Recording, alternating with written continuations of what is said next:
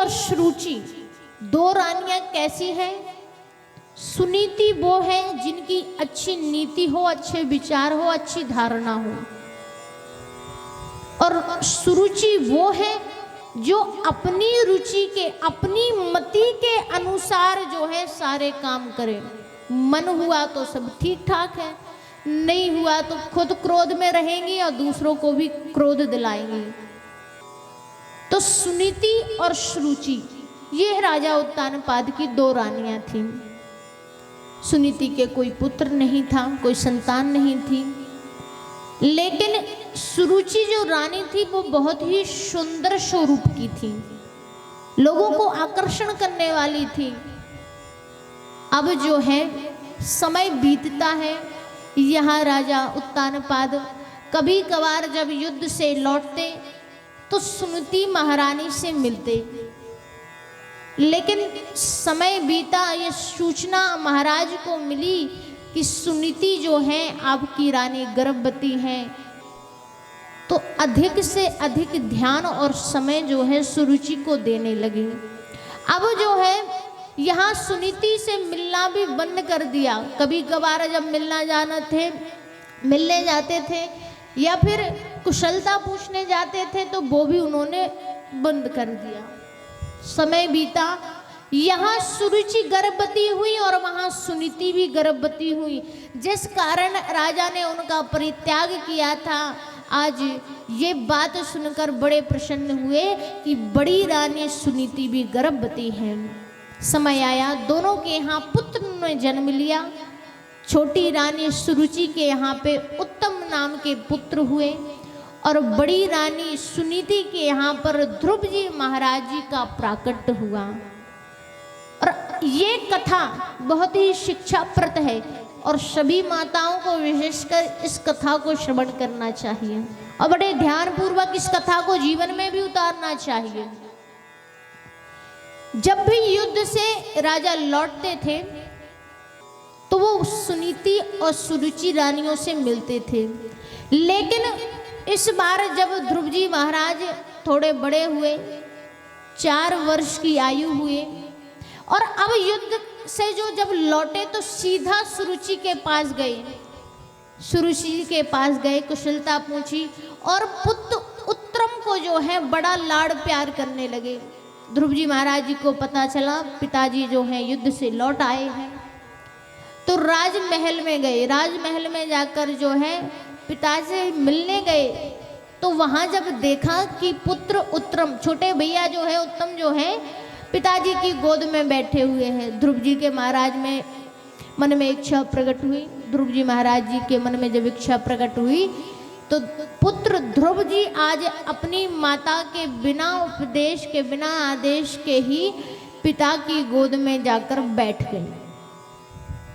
जब पिता की गोद में जाकर बैठ गए, पिता उनके लिए भी लाड़ प्यार करने लगे। इतने में छोटी माँ सुरुचि आ गई।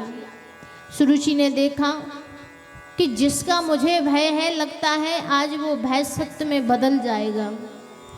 अरे अभी तो ये पिता की गोद में बैठा है, आगे चलकर न जाने राजा का प्रेम इसके प्रति बढ़ जाए, ये राजपाट इनको दे दे, क्या भरोसा। भले ही सुनीति का परित्याग किया हो, लेकिन है तो आखिर पुत्र ध्रुव उनका प्रथम संतान। मन में ऐसी बात, ऐसी कामना उठी तो उन्होंने ध्रुव जी का हाथ पकड़कर गोद में से उठाकर जो है तीव्र स्वर में कहने लगी, अरे तू इस गोद में बैठने के योग्य नहीं है। अगर तुझे पिता की गोद में बैठना है ना तो जा, पहले विष्णु की उपासना कर और उनसे कहे कि तुझे जो है मेरे गर्भ से जन्म लेना होगा, तब जाकर जो है तुम इस पिता की गोद में बैठ सकते हो।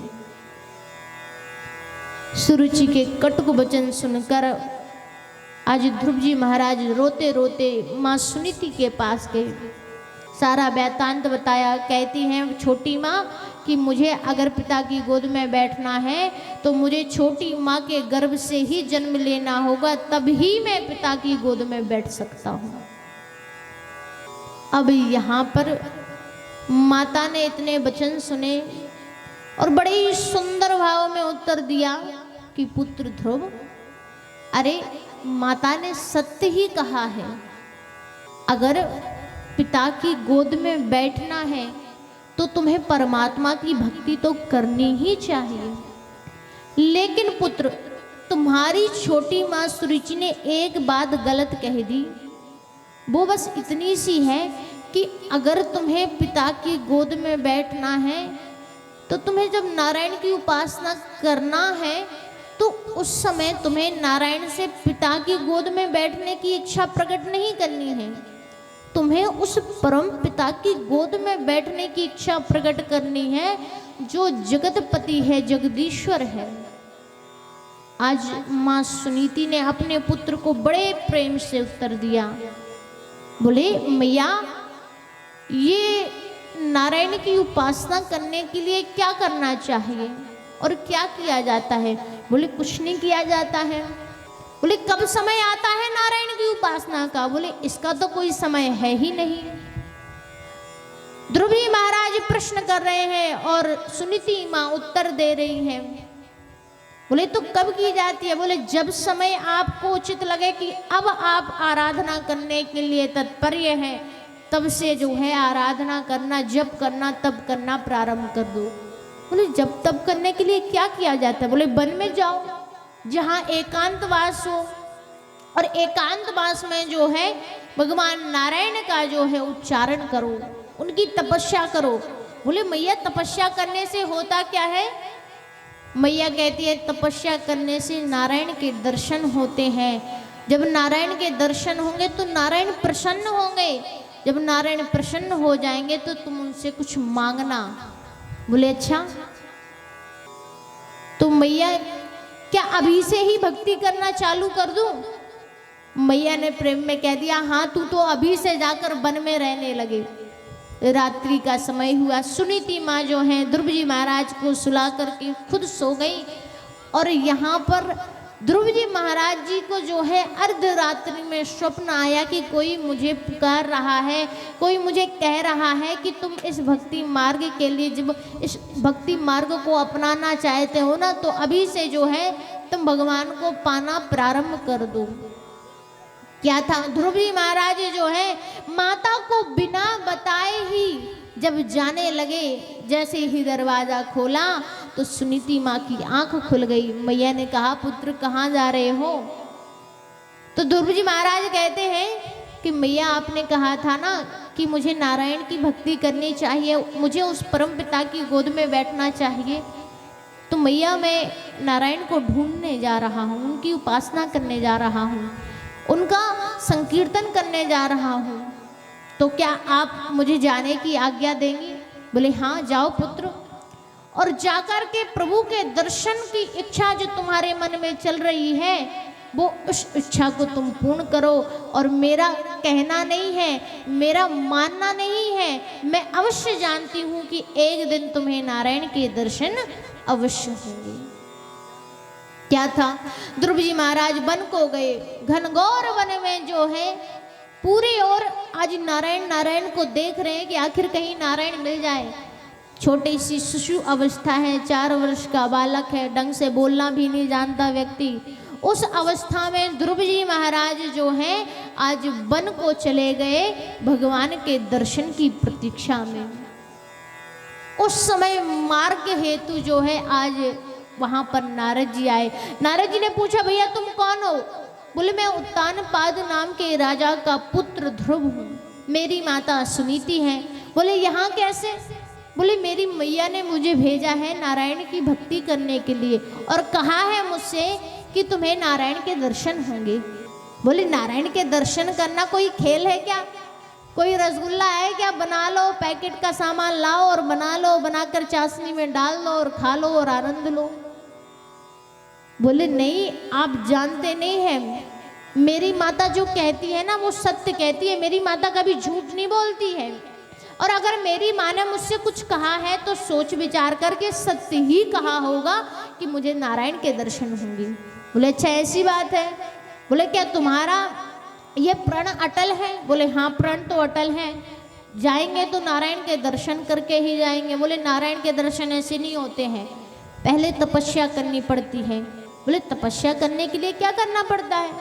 बोले तपस्या करने के लिए एक मंत्र जो है, एक ही मंत्र को, एक ही आसन को, चीज़ों का त्याग करके, बलिदान करके जो है नारायण की उपासना करनी चाहिए। बोले ठीक है, तो आप मुझे मंत्र दे दीजिए। बोले मंत्र ऐसे नहीं मिलता है, पहले गुरु बनाओ, और गुरु बना करके जो है तुम्हें जब गुरु मंत्र प्राप्त होगा तो उस गुरु मंत्र से तुम जो है भगवान की तपस्या कर सकते हो। बोले तो यहाँ इस घनघोर जंगल में तो कोई है ही नहीं, आप ही मुझे गुरु दक्षा, आप ही मुझे शिष्य बना लो और मैं आपको गुरु बना लेता हूँ। फिर क्या, नारद जी ने आज ध्रुव जी महाराज जी को गुरु अपना शिष्य बनाया और ध्रुव जी महाराज ने आज नारद जी को अपना गुरु बनाया। और उस समय जो है नारद जी ने उन्हें ओम नमो भगवते वासुदेवाय का मंत्र दिया, और इस मंत्र को आज प्रहलाद जी तपस्या में बैठ करके एक आसन पर जो है तपस्या करना प्रारंभ कर देते हैं।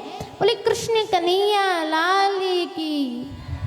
पहला महीना जब प्रारंभ हुआ तो 3 दिनों तक बिना फलहार के ही ध्रुव जी महाराज तपस्या करने लगे।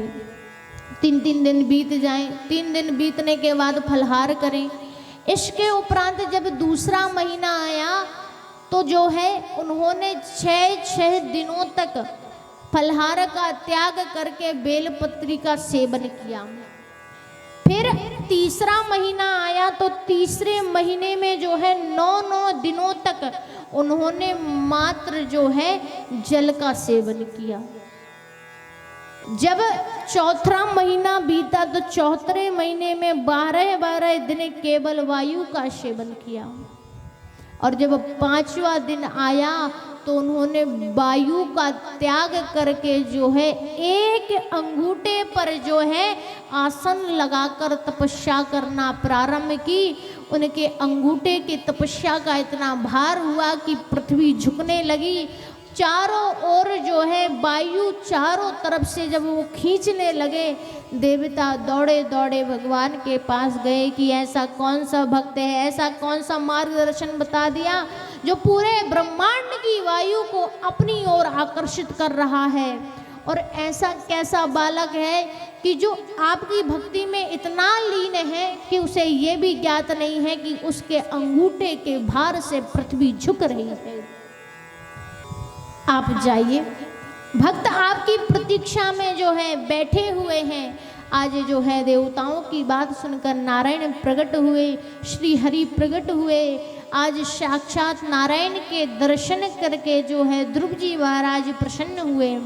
ध्रुव जी से कहा कि पुत्र जाओ, तुम्हें तुम्हारा खोया हुआ राज्यपाट मिलेगा और तुम अनेकों समय तक जो है राजपाट करोगे। आज ध्रुव जी महाराज जी ने ऐसे वचन प्रभु के मुख से सुने तो उस समय ध्रुव जी महाराज कहते हैं, प्रभु अब किस राजपाट की कामना, अरे आप किस राजपाट की कामना करते हो? इस राजपाट की कामना के लिए मैंने आपकी भक्ति नहीं की, क्योंकि जब व्यक्ति भक्ति करना प्रारंभ कर देता है तो उसके अंदर ज्ञान आने लगता है, और जब ज्ञान अटूट बढ़ जाता है ना तो वैराग्य धारण कर लेता है व्यक्ति। आज ध्रुव जी महाराज कहते हैं कि हे प्रभु, मुझे उस राजपाट की कामना नहीं है, ना अब मुझे मेरे पिता की गोद में बैठने की कामना है। मैं तो आपके दर्शन के लिए इस वन में तपस्या को कर रहा था, लेकिन मुझे कहाँ पता था कि आपकी भक्ति करने से मेरे मन में इतना ज्ञान प्रकट होगा कि मैं वैराग्य को ही धारण कर लूँगा। अब पिताजी कि इस राजपाट को तो मुझे चाहिए ही नहीं है। और दूसरी बात, हे परमपिता जगदीश्वर, हे नारायण, मुझे तो आपकी गोद में बैठने की इच्छा है, मुझे तो आपकी गोद में बैठने की कामना है। इसी कामना को लेकर के जो है आज मैं आपका परम भक्त बना हूँ।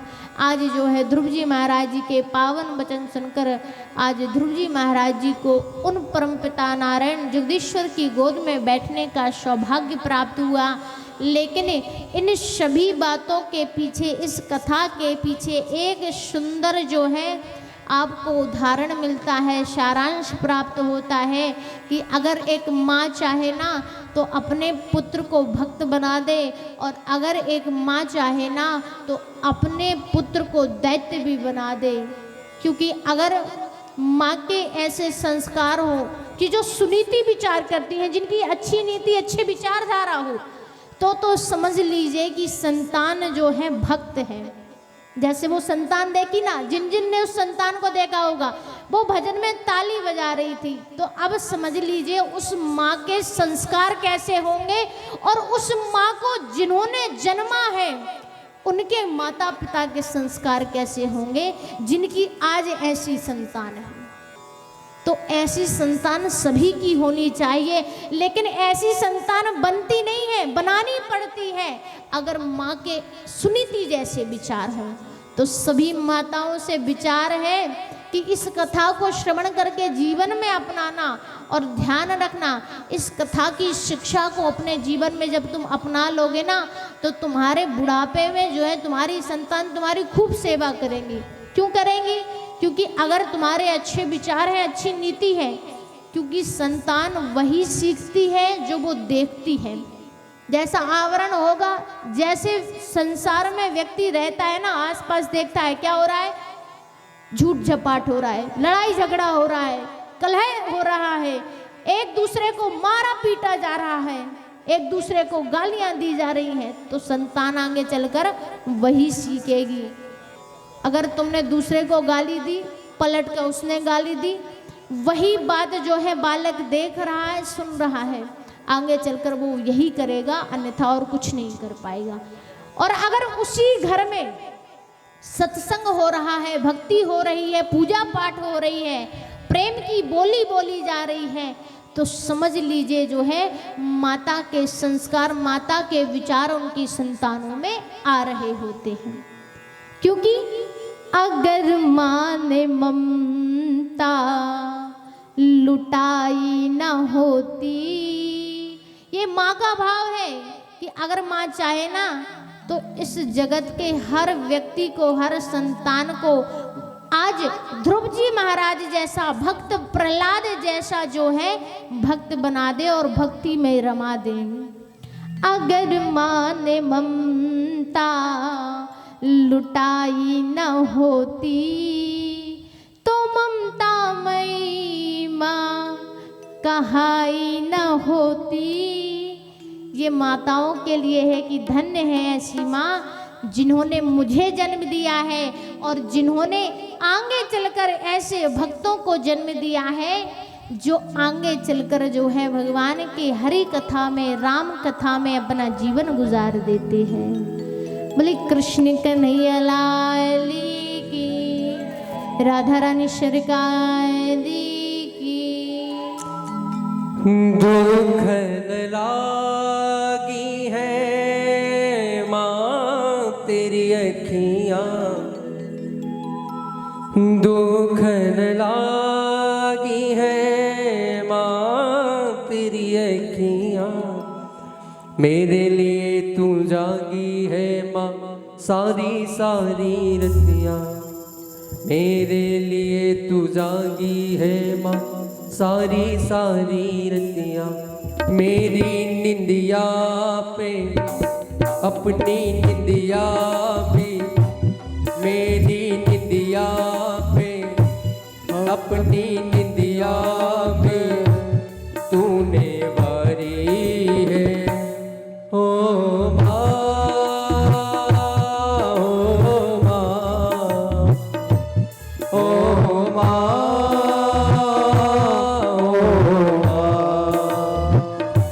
तू कितनी अच्छी है, तू कितनी भोली है, हो प्यारी प्यारी है। ओ माँ, ओ माँ, ओ माँ, प्यारी माँ।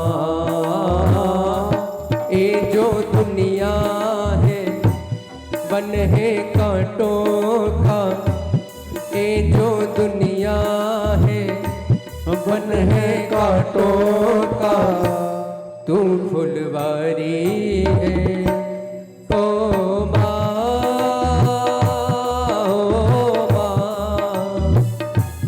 ओ माँ,